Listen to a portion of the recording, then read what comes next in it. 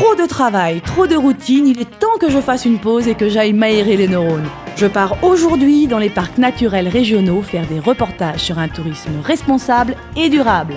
Un boulot qui tombe à pic.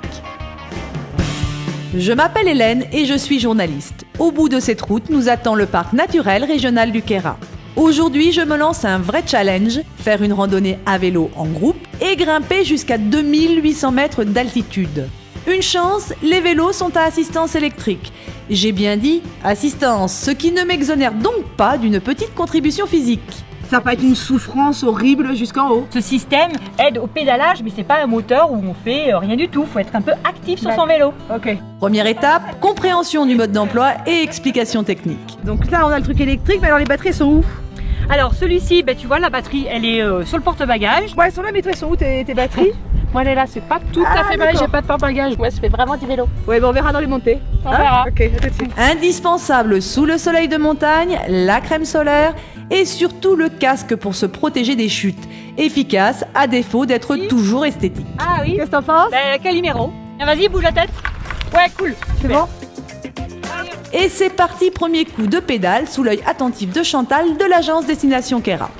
Nous avons créé un séjour touristique sur 5 jours. C'est une randonnée itinérante. On va à la découverte des villages du parc régional du Queyras, mais aussi des cols mythiques, donc le col Agnelle et le col de l'Isoire où souvent le Tour de France passe. La randonnée, c'est le métier de Destination Queyras, véritable partenaire du parc qui réfléchit à ses côtés au développement d'un tourisme plus soutenable pour le territoire.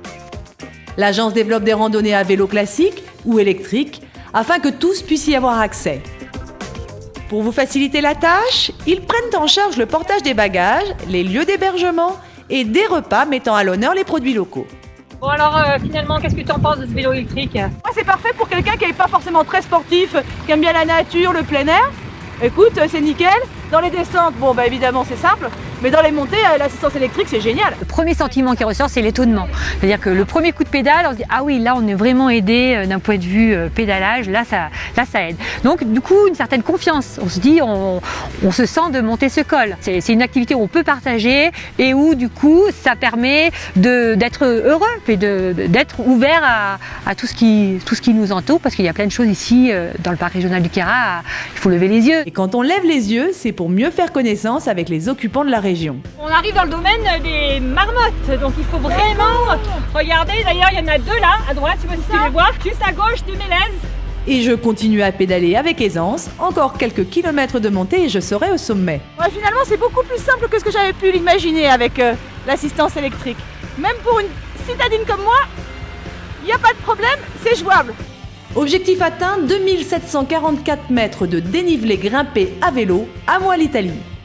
Mais l'heure n'est pas à la gastronomie, il faut reprendre la route. L'aventure continue vers un autre rendez-vous, une nouvelle destination.